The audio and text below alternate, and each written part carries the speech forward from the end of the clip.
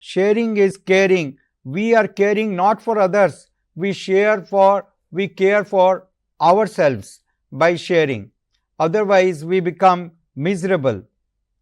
This is important. Sharing, otherwise we become miser.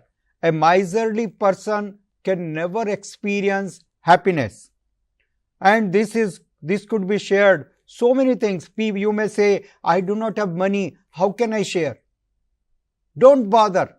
No need of money. Your teacher is sharing the knowledge. Your parents are sharing the love. Mother Teresa was sharing the concern. So we have so many things. Sometimes they are tangible things.